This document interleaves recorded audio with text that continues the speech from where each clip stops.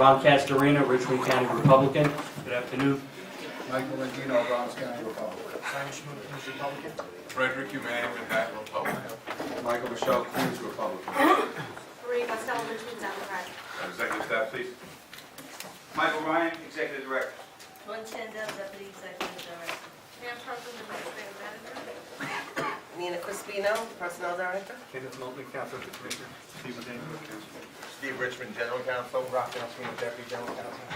We are joined by Commissioner Rogers, Democrat from Queens. The first item on the agenda is the approval of the minutes from March 25th, 2014. Has everybody seen them? Everybody has. Does anybody have a motion? Move we adopt the minutes. Anybody second? All in favor? Anybody opposed or abstain? Abstention. Commissioner Castorina and Commissioner Michelle abstain. The motion carries. The minutes are approved. The second item on the agenda is Michael J. Ryan. Yes, Commissioners, attached is the testimony that we gave before the last Tuesday before the Government Operations Committee. It's preliminary budget testimony. It's detailed in nature.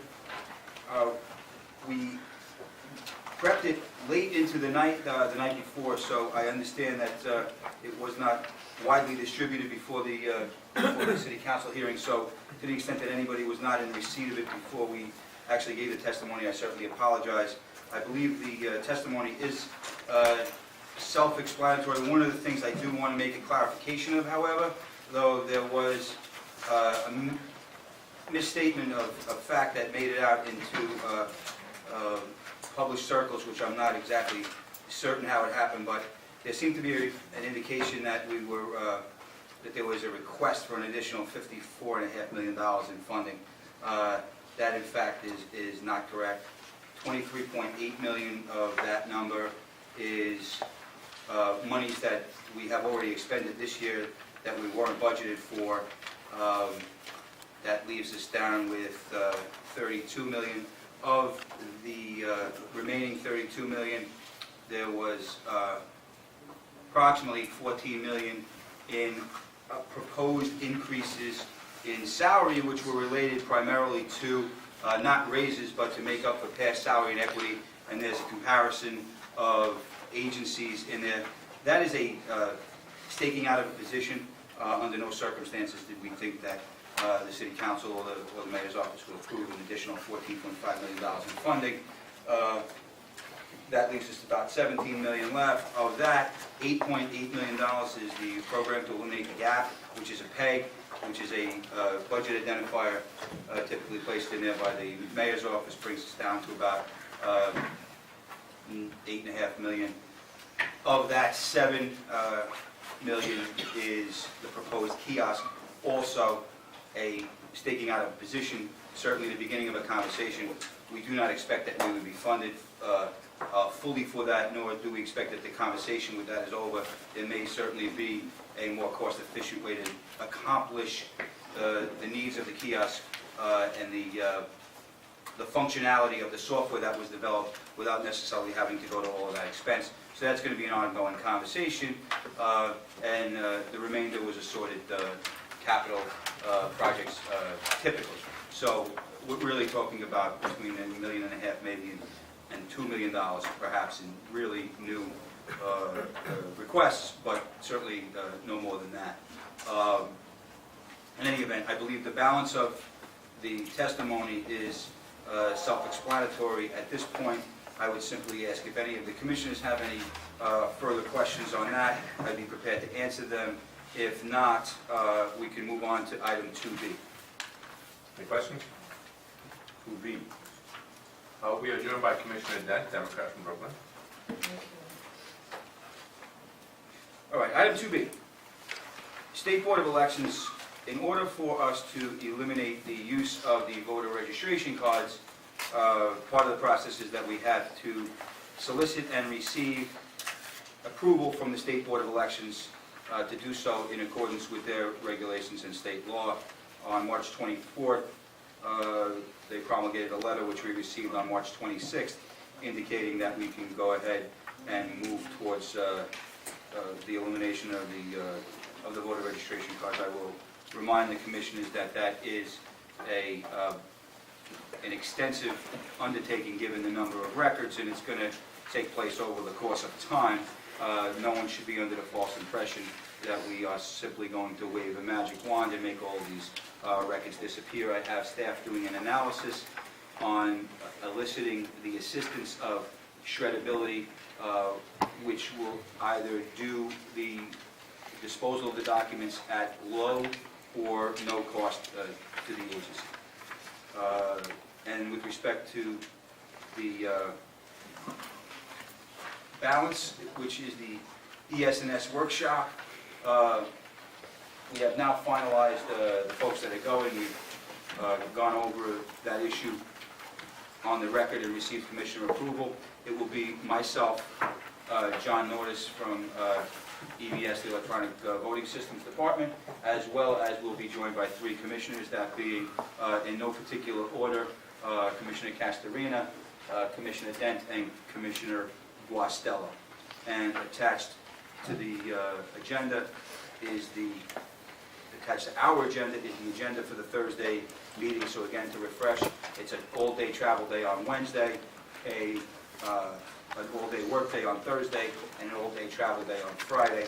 The agenda is, again, self-explanatory. I'm prepared to leave it at that, and then that would conclude items under number 2, which are my items of presentation today, unless somebody has a question. Any questions? Good. Move on. That leaves. The third item on the agenda is Mr. Richmond, who's had the decency to join us here today. Thank you, Mr. President. Go on. Commissioners, in front of you is the draft we distributed last month of the recommended revisions in the election law.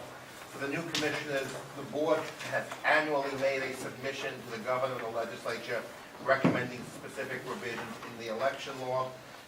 Once these are prepared, they are mailed to all 212 members of the legislature and to the governor, and then is usually then followed up by a personal visit to educate and inform our representatives in state government towards the middle of the legislative session. So we're looking, I guess, at May at this point, since my understanding is the legislature recessed last night and are not returning back until parts of it are not returning back until the last week in April. So in our informal discussions, we're looking now at scheduling this for May. Commissioners, the first part of the draft is last year's recommended revisions. We are recommending that we renew those proposals with the following exceptions: deleting numbers 7 and 14 since they were enacted into law last year. And you have a handout, a modified form of number 18 in terms of the statement of support. In addition, there are 3, in the second set of blue pages, there are 3 new proposals and 1 alternative. Proposal A addresses last year's adverse judicial determinations with respect to the contents in the form of a cover sheet. Proposal B will save the board money by allowing the board to combine EDs with less than 10 voters at the same poll site into any ED regardless of its size. Right now, we're limited that the combined ED can't be greater than 500 voters. We have a few EDs around the city that have either 0 or 1 voters. This would give us the greater flexibility, and it should not cause any increase in the lines, but we're talking about only 10 voters or less. Proposal C comes from us from the MIS department. They're recommending that to reflect the current political calendar, at least in even-numbered years when we have at least 2 primaries, that the national change of address check should be run in April rather than in May. This would allow us enough time to get the information back before we prepare the poll books. And lastly is proposal D. John Norton submitted an alternative to last year's proposal number 14-04. 1404 would provide those elements of the election day ballot that several elected officials and community groups have asked for, particularly including the letter designation number to be uniform, so that if you're running for a specific office in a multi-county district, you'd be able to say you appear on line 12A or 14C uniformly. Right now we have no letters whatsoever because in the election day paper ballot section of the statute, the legislature, in its wisdom, did not include that.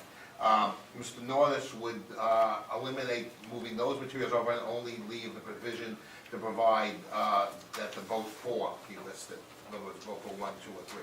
So that's a choice for you between last year's proposal 4, which you recommended and reflected the concerns that we had heard from some of our stakeholders, and Mr. Norris' proposal, which reflects only a smaller change in the composition of the ballot.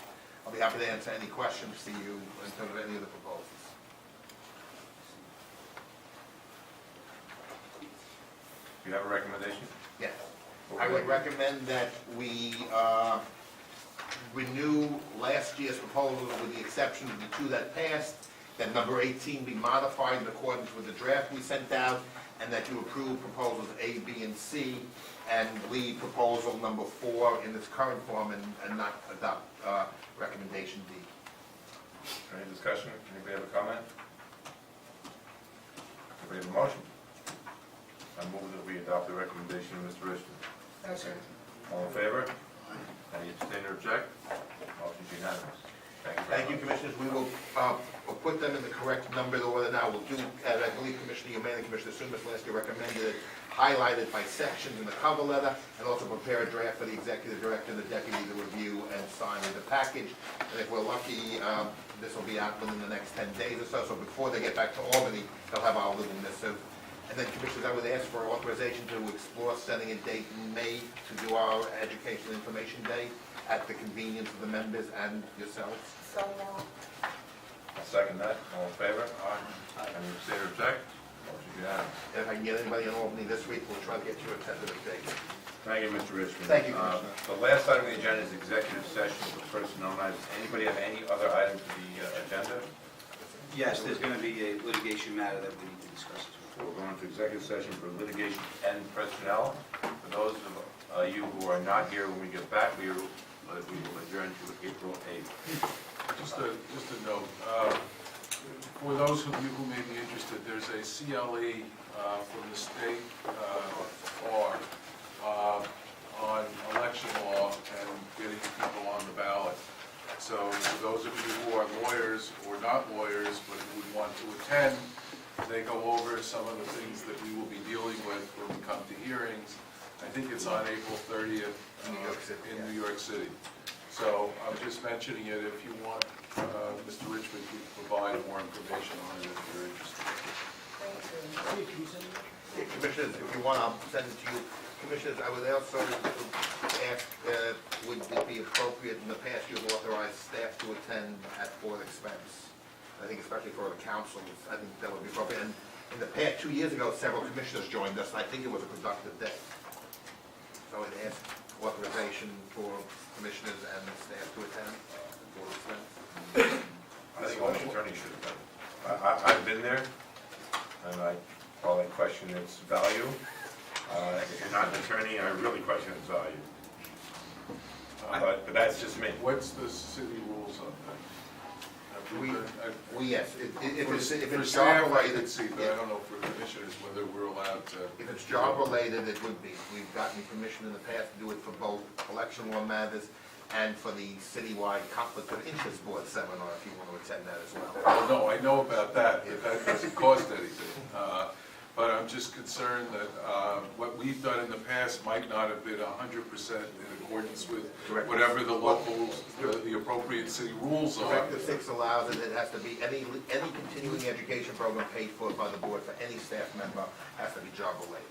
Right, no, I understand, but so that there is a precedent in not what we've done, but in the city Directive 6. rules and the City controllers. Controller's Directive 6. Okay, What is the cost, please? 17,000 per person. Just kidding. That's good. For state bar members, it's $125. For non-members, it's $225. Thank you. You made a motion, Commissioner May? Yeah, I would move that for those people that would qualify for Controller's Directive 6, that we authorize those people who are attorneys or other interested people who commissioner level or our councils to go. Is that limiting to attorneys only? Well, that's the only people who have to pay if you're going, because those are the only people who get, they charge for CLE credit. Very simple question. I'm taking that as a yes. Yeah. Then I'll second it. All in favor? And these all only commissioners that are attorneys? Well, you can attend. Any commissioners or attorneys employed by the board, which is Mr. Richmond and Mr. Sabino. I'm sorry, And I Mr. think- Mulder and Mr. Decker.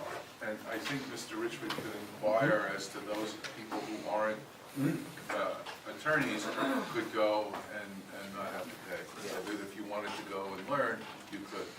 Yeah, the policy of the state bar has in the past to allow non-attorneys not seeking, or attorneys not seeking even CLE credit to attend and observe. They just don't get the credit. So for any of the commissioners that are not counsel that would want to go, Mr. Richmond will look into that for you as a courtesy. But commissioners, I'll get this email, I'll forward it to each of you, so if you're interested, you just get back. The motion has been made and seconded. All in favor? Any opposed or abstained? Motion is unanimous. I move that we go into executive session, litigation, and for personnel. All in favor? Aye. If anybody's not here, we'll see you at April 8th. Mr. Richmond, we're done. Excuse me, only one matter discussed in the executive session, and it was a Queens personnel matter. And I would only point out for the record, it being a personnel matter, that Commissioner Michelle abstained from the discussion and the vote. I'm sorry, litigation. In either event, I want to point out that Commissioner Michelle abstained from the vote. And now I move to adjourn to next Tuesday. Second. All in favor? We are adjourned till next Tuesday. Thank you very much.